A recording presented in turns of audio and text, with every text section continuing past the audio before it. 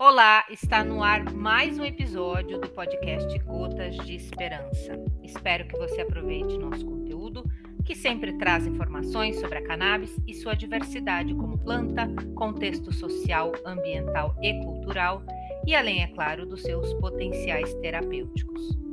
Eu sou Cristina Segato, jornalista e editora deste canal, e dou as boas-vindas a você que acompanha este episódio inédito do Gotas de Esperança. Nossa proposta é contribuir com a educação canábica dos nossos associados, profissionais de saúde e público em geral, com conteúdo qualificado sobre o universo da nossa plantinha querida. Em cada episódio teremos aqui cientistas, pacientes, advogados, médicos, dentistas, veterinários, artistas, com abordagem simples e objetiva, atualizando você sobre saúde, bem-estar, meio ambiente, legislação e outros temas. O podcast Gotas de Esperança é uma produção da Associação Abrace, e você pode acessar esse e outros episódios pelo canal oficial da Abrace no YouTube, também no Spotify, procure por Gotas de Esperança no aplicativo, ou se preferir no site da Abrace, anota aí, Abrace Esperanca, tudo junto, sem cedilha.org.br, abraceesperanca.org.br. A Abrace Esperança é uma associação de pacientes localizada em João Pessoa, na Paraíba, autorizada desde 2017 pela Justiça Brasileira a cultivar e fornecer derivados da cannabis aos seus associados em forma de óleo e spray. Para mais informações de como se associar e ter acesso ao óleo Esperança produzido pela nossa associação, acesse o site da Abrace. E no episódio de hoje, nós temos aqui a nossa convidada é Priscila Isídio, nutricionista pernambucana. Ela é nutricionista clínica desde 2015, pesquisadora em nutrição funcional, fitoterapia e neurociência do comportamento alimentar. Ela atua com uma abordagem comportamental que une os pilares da nutrição, do sistema endocannabinoide e da medicina do estilo de vida, com foco na promoção de saúde de forma ética, crítica e autotransformadora. A Priscila acompanha os pacientes que fazem tratamentos com canabinoides e faz parte da equipe multiprofissional de alguns médicos. Olá, Priscila, tudo bem? Seja muito bem-vinda aqui no nosso podcast. Tudo bem com você? Obrigada, Cris, pelo convite. Tudo ótimo. Bom dia. Que bom. Bom, vamos lá, então. Para começar, como é que foi que você que despertou o seu interesse por integrar a cannabis medicinal ao universo da nutrição clínica? Foi a ciência, foi a escuta dos pacientes ou alguma coisa mais pessoal? Primeira experiência começou de cunho pessoal mesmo, lá em 2015, final de 2015, 2016. Meu pai teve um acometimento de saúde, um câncer muito agressivo, metastático, ele já era idoso. E foi meu primeiro contato com a Abrace e com óleo, inclusive, né? Eu tenho amigos na rede de pesquisa, né? O Dr. Lauro Pontes, que é muito presente nessa área. Ele é meu amigo de muitos anos e me colocou na rede de médicos prescritores para eu poder ver se tinha possibilidade para meu pai nesse momento de tanto sofrimento, né? E é uma perspectiva muito importante, assim, para se aprofundar, que é a qualidade de... A gente está buscando muito qualidade de vida, longevidade, etc., mas e a qualidade de morte? Foi esse ponto que chegou para mim, assim, impacto, porque meu pai ficou comigo até basicamente o último dia da vida dele, comigo, com minha família em casa, fazendo esse tratamento paliativo também, que é super possível, e a maconha ela é para idosos, né, a nível bioquímico, neuroprotetor e tantas outras vias. Mas me chamou muita atenção daí, porque eu vi na prática, não estudava nada na época, eu estava em parte da vida, e vi meu pai tendo muitos resultados, desmamando medicamentos que tinham os colaterais absurdos no acompanhamento oncológico, né? Então ele teve muitos colaterais e com o óleo, que eu não sei como foi a formulação, foi lá em 2016, não tinha os diversos tipos de óleo, era o óleo disponível, a extração caseira que deu certo, deu super certo. Meu pai viveu comigo até o último dia da vida, acordou no outro dia de manhã com a confusão mental, foi para o hospital para ir embora. Então, fui agraciada a partir dessa planta maravilhosa, ter meu pai, mesmo com os cuidados da família, que a gente sabe que é importante essa presença, não é manter em sofrimento em casa também. Então, a gente está buscando a qualidade de morte mesmo, em tratamentos paliativos, a qualidade da velhice, o etarismo está aí escancarado, a gente precisa cuidar desses idosos, que é uma parte linda, que eu ainda não me adentrei muito, mas faz parte desse cuidado da planta, né? E após isso, eu despertei o interesse, também, como eu falei, como tenho os amigos no Brasil inteiro que pesquisam, que estudam, e minha base central foi esse meu grande amigo Lauro. Ele vai, entra na área, Pri. Então, assim, comecei a estudar e foi muito promissor, porque o sistema endocannabinoide ele é muito complexo, né? E tem a cada ano avançam as pesquisas. No congresso do ano passado, numa pesquisa do ano passado, já avançou muito, porque tem interesse nesse sistema que é tão rico e tão elegante, como diz a farmacêutica pesquisadora Luzia Sampaio, né? E partindo para a minha atuação, passei a pesquisar mais a partir de 2022, pós-pandemia, foi quando eu voltei para o consultório de nutrição aqui em São Paulo, que a princípio eu vim para São Paulo para trabalhar com outra área. Então, veio a pandemia e me trouxe para a área da saúde, tanto para o meu autocuidado, que estava todo mundo maluco, né? Estava todo mundo cansado, sem entender o que é que ia acontecer, saúde mental fragmentada. Então, eu voltei minhas pesquisas para a área comportamental de nutrição, né? E neurociência de nutrição, na verdade, que engloba tudo, comportamento humano e tudo que nos envolve, porque a gente, no fim, é produto do meio, né? Os sistemas alimentares eles influenciam muito nas nossas escolhas individuais. Não é só restrição, não é só comer um tipo de alimento. A nutrição, ela é nutrição de forma ampla. Ela vem do alimento, vem do ambiente, vem das nossas relações, vem do que a gente consome, vem do que a gente aprende. Então, eu trato a nutrição como um cuidado amplo, e não só vindo do alimento. E juntando os tratamentos com os fitocannabinoides e o alimento, porque se você for botar na balança e for ver dessa forma, são vegetais iguais, então são fitocomplexos com diversas moléculas que vão atuar a nível terapêutico, a nível sistêmico, e com o advento dos alimentos serem nossos compostos energéticos, né? Além de moléculas que possam estar ali de interesse terapêutico. Maravilha. Eu estava pensando aqui, enquanto você estava falando, eh, nós teríamos uma oportunidade tão bacana de ter aqui no Brasil, sementes de cânhamo para nutrição, como acontece em outros países, que é um alimento extremamente com alto valor nutritivo e que poderia, chegar estar no mercado aí tanto para a população quanto para animais, enfim. Isso seria muito bom, né? Fala um pouco então dessa possibilidade da gente ingerir, da gente comer maconha. Como é que a maconha vai ajudar a gente nisso? Porque essas sementes que a gente já viu aí em outros países, elas são amplamente comercializadas e com alto valor nutritivo. É isso? Isso. A maconha comida, né? As sementes. A gente comia maconha, a gente tinha esse alimento na humanidade, era para ração de gado, para alimentação, fazer tudo que a gente faz com a farinha de trigo hoje, a gente poderia estar fazendo com farinha de cânhamo.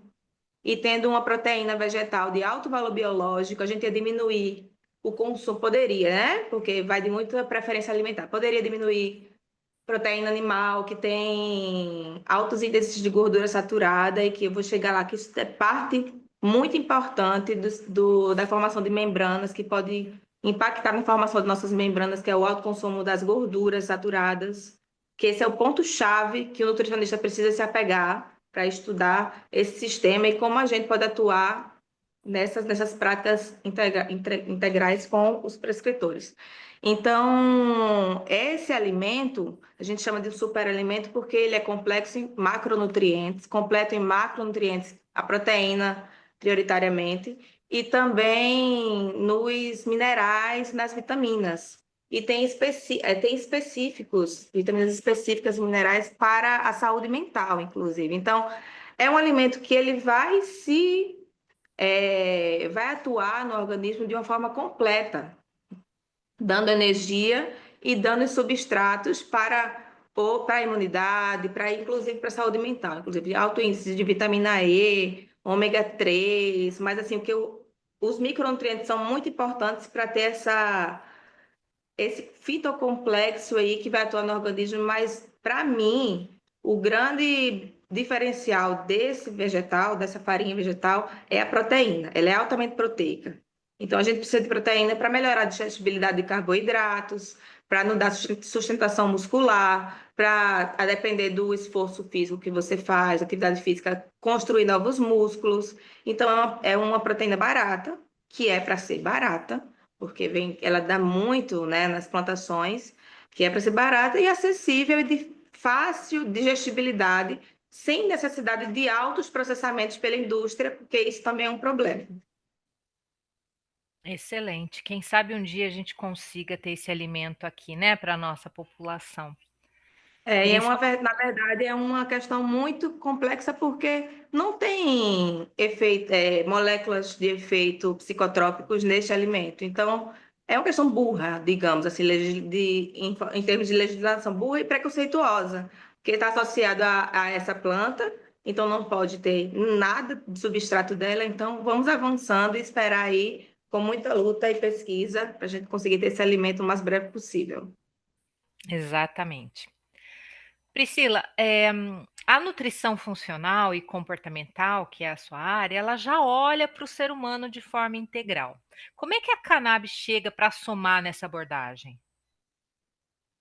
A cannabis e os tratamentos que a envolvem está trazendo o profissional de saúde, de modo geral, para esse entendimento, porque a gente é Uhum. muito ligado a moléculas, né? A moléculas isoladas.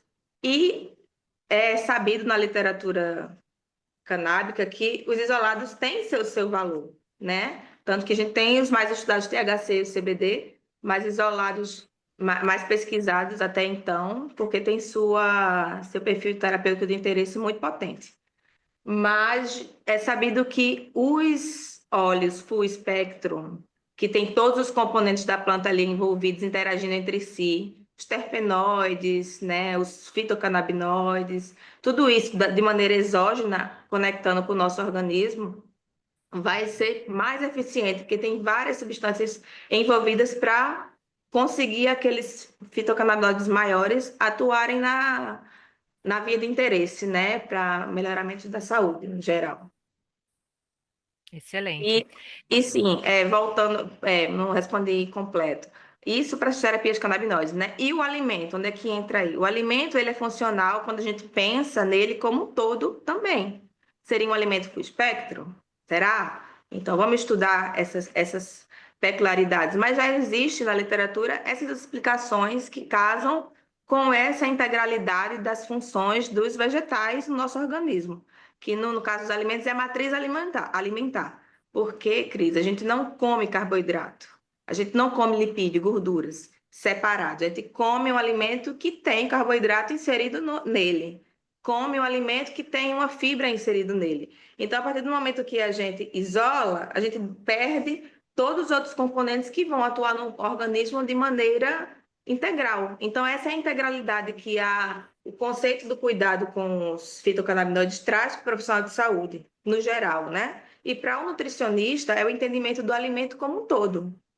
O alimento, ele é uma ferramenta terapêutica também, né? Aliado como as plantas, né? Eu acho que assim, ser nutricionista canábica, né, como dizem hoje em dia, você não me considera nutricionista canábica. Eu sou entusiasta dessa área, amo as plantas e pesquiso plantas no geral, mas a cannabis é o cerne para a gente expandir esse olhar. Então, acho que ser nutricionista canábica é cuidar das pessoas, considerando que alimentos e plantas são aliados terapêuticos e não apenas calorias ou compostos isolados. Eu acredito que a nutrição, ela regula o corpo e a mente com liberdade, com conhecimento e com dignidade mesmo, se for bem conduzido essa prática. Maravilha, excelente. E a gente estava falando nos bastidores, antes de começar a gravar aqui a entrevista, sobre o sistema endocannabinoide. Uhum. Como é que o sistema endocannabinoide se conecta com a nutrição? Como é que eles são parceiros e aliados? Como para toda substância que a gente consome e que tem um alvo no nosso organismo e que temos respostas para essa interação, né, exógena com o nosso organismo, precisa-se ter um receptor, né? Então a gente tem um receptor específico para as moléculas que a gente consome. E a partir disso que também foi descoberto o sistema endocannabinoide, a partir dos efeitos que a planta trazia no indivíduo. Então, se está sentindo alguma coisa aqui, um está rindo, o outro está chorando, o outro está depressivo, o outro está mais interativo socialmente. Então, tem alguma coisa aí que a gente tem que descobrir. Então, foram descobertos os receptores endocannabinoides tipo 1 e tipo 2, amplamente aí, disponíveis no nosso corpo, né? Então, indo para a planta e agora para o alimento, que é um vegetal, né? O alimento ele tem aquela complexidade também que eu te falei, né? Mas o cerne dessa união, desse casamento, são as gorduras. Tanto que os prescritores, eles orientam, tome depois das refeições, ou então de uma refeição rica em gorduras, etc. Isso é para carrear os fitocomplexos, né, para ter uma melhor dose de resposta, um melhor efeito terapêutico. E como é que o nutricionista entra nessa questão? Porque a gente vai entrar com a educação nutricional, não só canábica, que a gente tem que estudar para entender o sistema endocannabinoide, mas a educação nutricional sobre gorduras, que está muito difundido de forma muito reducionista na internet, por exemplo, na internet, nos meios, nas falas no geral, né? Mas deixa eu ver se eu consigo sintetizar aqui. Então, temos tipos de gorduras saturadas e insaturadas. Então, para a gente entender quais são as mais bioativas, são as moléculas, as gorduras insaturadas. Quanto mais insaturada uma gordura, mais bioativa ela vai ser, né? E o que são os lipídios bioativos? Significa que eles são diferentes dos lipídios naturais. Ele vai ter uma ação específica no nosso corpo. Lipídios bioativos da parte de fora, que tem nos alimentos e outros compostos também. E os endocannabinoides são também considerados como lipídios bioativos, que eles, dentro desse sistema complexo, vão atuar dessa forma, construindo membranas, substrato para outras vias. E a gente, com os alimentos, sem a necessidade farmacológica das coisas, com os alimentos a gente consegue regular esse sistema e encontrar esses endocannabinoides dando suporte a ele e as enzimas presentes nesse sistema. E uma coisa que a gente estava conversando nos bastidores, sobre o congresso agora que teve, né, aqui em São Paulo, o Cannabis Fair, foi apresentado a expansão desse estudo sobre o sistema endocannabinoide, que é o sistema que se chama endocannabinoidoma, né? Ou sistema endocannabinoide expandido. Então, mostra para além do CB1, CB2, anandamida, que é o nosso endocannabinoide endógeno, o 2-AG, e essas vias e enzimas de degradação ele se conecta com outras vias, outras tantas vias, então ele triplicou de tamanho. E nessas novas descobertas, tem umas moléculas que a gente mesmo produz, que na parte da nutrição, vamos dizer que é o PEA, palmitoil-etanolamida, e o OEA, que é o oletoil-etanolamida. A gente produz e também tem na alimentação, né? Aí as pesquisas estão avançando ainda, mas esse PEA, ele atua como um neuroprotetor, como um antioxidante, e já é um suplemento alimentar regulamentado, tá? O OEA ainda não, ele entra como endocannabinoide sacietógeno, então, a longo prazo, não de forma imediata. Então, o PEA, né, voltando para esse suplemento alimentar, ele já está encapsulado. Só que os estudos mostram que não tem uma boa absorção ainda, né? Tem que ver também do fabricante como está a farmacocinética dessa suplementação. Então, por isso, a gente precisa entender mais esses componentes que a gente produz em pequenas quantidades, mas também podemos oferecer por uma alimentação equilibrada, né? E o PEA tem no alimento, no ovo, nos feijões. Então, resgatar o consumo desses alimentos sem o medo, né? Sem o nutricionismo, sem a educação nutricional que entra aqui. Então, para sintetizar mesmo, o PEA ele tem já é regulamentado, mas a gente tem que dar o campo de atuação dessa suplementação, ou fazer de forma com a alimentação. Então, é uma área vasta de pesquisa para a gente poder observar mais, né, a alimentação casando com esse endocannabinoidoma, que é o sistema expandido, que entra a atuação de várias áreas aí agora. Então, quem conseguir se adentrar nessas pesquisas vai ter muitos frutos e alvos terapêuticos e também a importância de estar junto aos médicos prescritores para atuar em conjunto para diminuir custo de paciente, né? Efetividade dos tratamentos, que todo mundo come, todo mundo precisa ter um substrato energético e que façamos então de uma forma otimizada e que seja funcional, né, para as pessoas. Entre de acordo com a rotina e não seja só um papel que ele siga. Mas é o acompanhamento, a pedagogia do cuidado, ela é muito importante nesse processo e a maconha que está trazendo isso para a gente e para os profissionais no geral. Eu, só para não sair aqui das gorduras, só para concluir nessa fase, pensa que aqui, ó, o dedo a gente consegue mexer. Então, cada articulaçãozinha do dedo, por exemplo, é uma ligação de carbono. Se ele está duro aqui, reto, o dedo, ele é uma saturada, uma gordura saturada. Então, se a gente consegue mexer assim, a gente nessa ligação de carbono tem uma dupla ligação. A partir de uma dupla ligação, ele é uma gordura monoinsaturada. Então, e aí já começa a ser um lipídio bioativo, em termos de alimento, tá? Aí tem duas ligações duplas. Aí, poliinsaturada. Então, quais são essas gorduras? As mais moles. Quanto mais rígida a gordura, mais saturada e mais prejudicial a nível cardiovascular e sistêmico ela vai ser. Isso não quer dizer que a gente não pode comer. Então, o nutricionista entra aí, né? Melhorar o perfil de consumo de gorduras e otimizar dentro das preferências alimentares do paciente, disponibilidade financeira, esses tratamentos junto com o acompanhamento terapêutico dos fitocannabinoides. Que maravilha, excelente, que aula, que delícia, adorei. Agora, Priscila, existem alimentos que interagem com o sistema endocannabinoides? Você poderia falar um pouco sobre isso e que papel que eles podem desempenhar aí na alimentação de quem não usa cannabis medicinal ou até de quem usa? Existem alguns alimentos já pesquisados que têm uma interação, como o cacau, a capsaicina, né?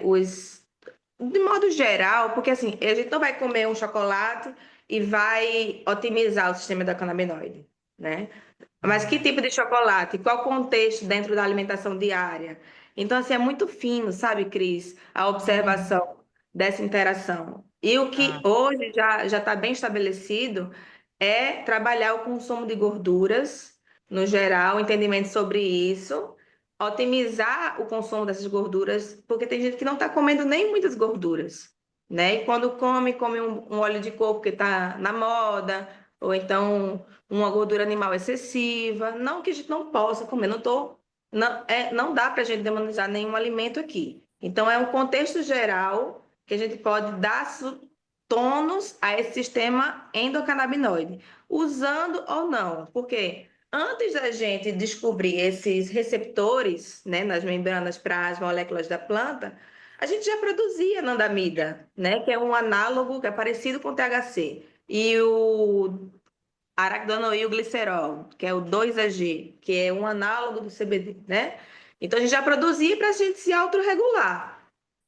Então, a gente também produz outras moléculas para se autorregular. Então, a gente sempre comeu, mas sempre comeu de forma que foi nos apresentado pelo ambiente, de acordo com cultura, etc, etc. Então, a partir desse momento de entender o vegetal como algo mais complexo do que os três macronutrientes e tê-los como só um método de busca para nossos sofrimentos mentais, ou então para nossas angústias. Não, ter o alimento como aliado terapêutico, como eu falei anteriormente, assim como a planta, né? Então a gente tem que ter uma alimentação mais voltada para os fitocomplexos, os que são os polifenóis, os terpenoides, que tem na planta, temos nos alimentos. Então, é utilizar de uma alimentação mais diversificada, parece até clichê a gente falar isso, mas uma alimentação diversificada é a gente estar mapeando o que a natureza nos traz, né? A nossa natureza humana nos dá, que é a nossa própria produção endógena de moléculas importantes, a gente tem na natureza que podemos usá-las de forma mais otimizada. Então, uma alimentação mais diversa, se você não gosta de alguns alimentos, tem aversão em alguns alimentos, a gente vai ver naquele alimento ali o que é que você precisa. Daí sim a gente pode entrar com a suplementação, né, de forma otimizada, sem muitos custos para essas pessoas. Então, é olhar muito detalhadamente para o objetivo do paciente, o acometimento de saúde que ele está neste momento, as condições de acesso a essas terapias para poder ser funcional e que tenha aderência, né, a esses tratamentos. Então, não é um papel que eu vou dizer, ó, coma cacau, coloque cúrcuma, essas coisas aqui, essas coisinhas pequenas, que vão ajudar em algum nível, obviamente, mas a gente tem que otimizar essas respostas, né, para o paciente não ficar dependente do profissional. Para mim, eu fico feliz quando eu me torno inútil para o paciente. Eu estou inútil, assim, você consegue seguir daqui, entender as suas porções que cabem na sua rotina? Teve aquele momento ali de estresse, que consumiu um pouquinho mais, tudo bem, vamos aceitar isso, vamos normalizar as dores da menstruação e modular ali o que a gente consegue fazer. O sofrimento, ele está sendo muito levado para, não pode sofrer, não pode estar ansioso, não pode, não pode, não pode. Então, esse proibicionismo também casa com o proibicionismo de todo o contexto alimentar. Não pode ovo, não pode isso, não pode aquilo, não pode maconha. Então, assim, tem essas questões envolvidas do cuidado que se conversam muito entre a terapia nutricional, a terapia canabinoide e a sociedade entre si. Excelente.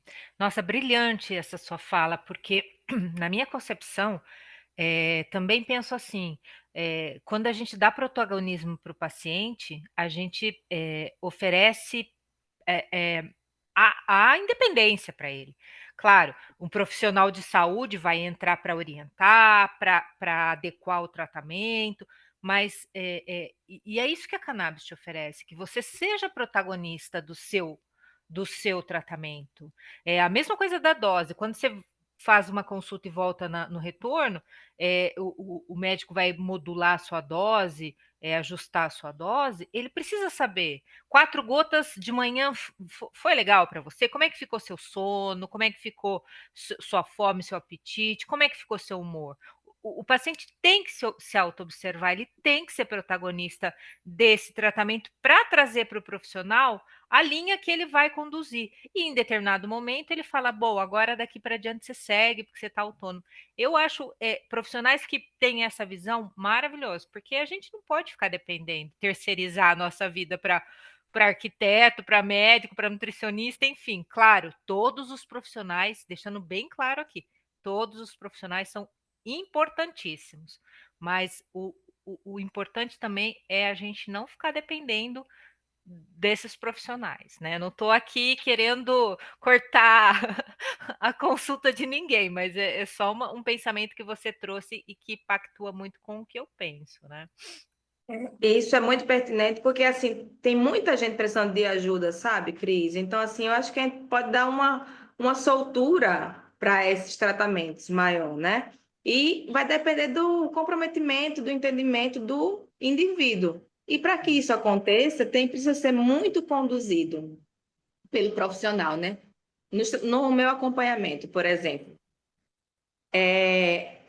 Eu costumo trabalhar dentro do que o paciente já faz, né? Eu pergunto lá um recordatório, me descreve o que você comeu ontem, em todas as refeições. Então, me comenta o que você já faz E dentro do que você consegue fazer, dentro da sua rotina, da sua disponibilidade e outras, eu começo a incluir ou ajustar porções do que não é adequado, né? Eu não vou, ó, eu saio correndo para o metrô e como um café com coxinha de manhã. E é isso que eu consigo fazer por conta do preço, etc, etc. Eu não vou tirar esse café, essa coxinha de manhã, nesse primeiro momento. Eu vou começar a incluir um pouco mais de fitoquímicos, até ó, usa azeite, bota um pouquinho de azeite aqui em tal preparação, começa a levar umas frutas que consegue carregar, né? Como é que tá a hidratação, a mastigação? Então é muito detalhinho para que essas substâncias dos alimentos consigam serem metabolizadas, inclusive, não é só comer e adquirir, né? O trabalho nutricionista vai também na medicina do estilo de vida, induzindo, de alguma certa forma, esse indivíduo a ter boas práticas para que a terapia nutricional seja efetiva também. E ainda, se tiver em conjunto com os fitocannabinoides que trazem essa potência terapêutica, né, inclusive, melhor ainda. E uma coisa que a gente tem muito estabelecido na sociedade é que, café da manhã, lanche, almoço e janta, né? A gente estipula isso. A gente não precisa estar comendo o tempo todo, né? Então vamos pensar de acordo com o que a gente tem fome, modular aqui, ó, sensação de fome e saciedade, para poder a gente ter uma alimentação prazerosa e que seja funcional, né? Que tenha todos os componentes ali que você precisa para aquele turno, que você está trabalhando mais, está fazendo um mestrado, está estudando muito, então está usando muito cognitivamente aí os seus sistemas. Então a gente vai otimizar de acordo com o que o paciente está precisando,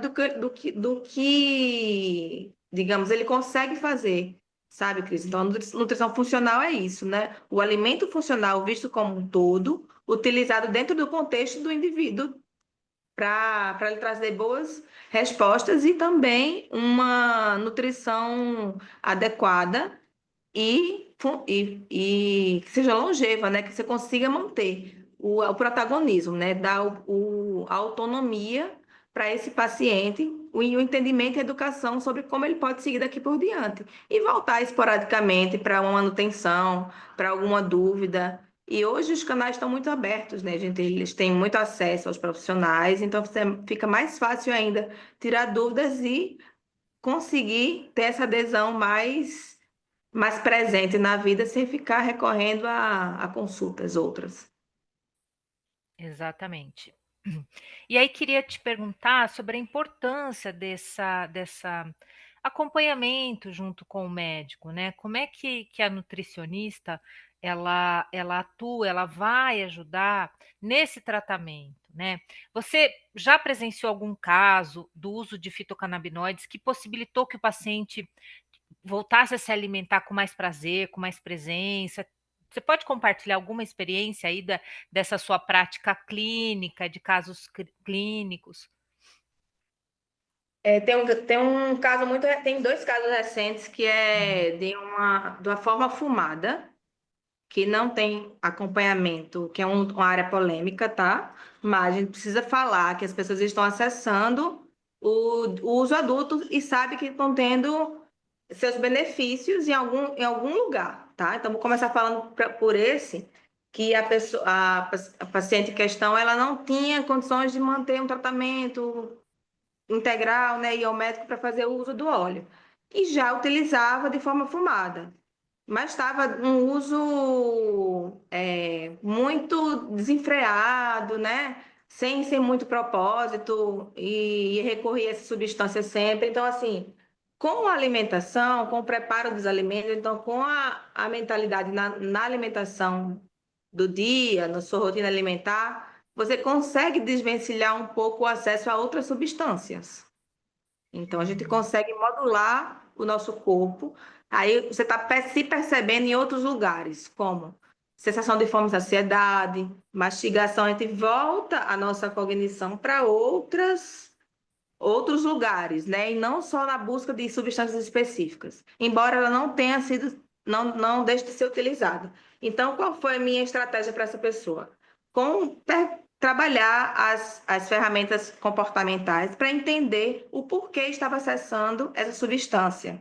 né? E daqui da nutrição, trabalhando menopausa, era uma mulher, né? Trabalhando menopausa, trabalhando com uma questão, ela tinha já flertou com um transtorno alimentar, que é a anorexia, e trabalhando essa substância de uma forma mais inteligente, né? Vamos fazer o seguinte, colocar pausas entre as refeições, então entre um trabalho, e dar e recorrer à substância de uma forma mais branda, né? Um ou dois pushes e sentir a substância, ver ali se ela vai deixar mais tranquila. Então, utilizar com propósito. Então, para essa pessoa que tinha um pouco de aversão a cozinhar, cheiro de alimentos, algumas coisas. Então, eu propus nas pausas anti-preparo de alimentos para utilizar, né, a forma fumada para trazer criatividade, para trazer a estimular também a fome, né? Então, a pessoa está preparando os alimentos ali com mais prazer, não está tendo tanta aversão com o cheiro, né, dos alimentos. Então, trazer isso de uma forma mais lúdica, né, digamos, e de autopercepção, não só em relação aos alimentos e a nova rotina alimentar, quanto ao uso da substância, que nesse caso foi a fumada. E junto com os médicos, né, eu atendi uma criança tem um espectro autista, né? Estou começando a atender alguns pacientes nesse meio, mas já tinha também um acompanhamento muito robusto, com vias de acesso das terapia canabinoide diferentes, né? Era só o óleo e também tinha massagens, né? Pelo corpo da criança, que também tem receptores na pele. Então, essa criança que eu fiz o acompanhamento, a criança de 7 anos, né? Um menino, já tinha o acompanhamento bem robusto, já com os médicos, e estava usando outras vias terapêuticas. Isso também é importante, né? Tomando óleo e também com as massagens, né? Com as infusões, e estava tendo uma resposta muito boa. Só que nesse perfil de autismo existe muito a seletividade alimentar, né? Então, o nutricionista tem que ser muito cauteloso nesse ponto, porque o que é que a gente não quer para este perfil de paciente? Aumentar ainda mais a restrição desses alimentos. Então, qual é o alimento que ele está com hiperfoco agora? Um pão de queijo, por exemplo, pão de queijo de padaria. Então, como é que é feito isso? Então, a gente traz para a produção em casa, né? Para uma aipim, né, macaxeira, faz com uma base mais natural, com a gordura boa, os lipídios bioativos, que é do azeite, inclui o azeite é de fácil preparo. Então, vamos ofertar um alimento produzido especificamente para essa criança, coloca um tanto ali de fibras, assim, ver o paladar, entender como ele aceita, né? Então, trazer o que ele já consome é aquela ideia. Quando chega um adulto funcional para mim, o que é que você já consome? Vamos trabalhar dentro disso? E para essas crianças é nesse perfil também. E deixando um ponto muito importante aqui, Cris, é que quando trabalhamos com crianças autistas, crianças ou pessoas com essa patologia, a gente precisa cuidar das mães. E no meu acompanhamento, eu atendo as mães em conjunto com as crianças, sem necessidade de uma nova consulta.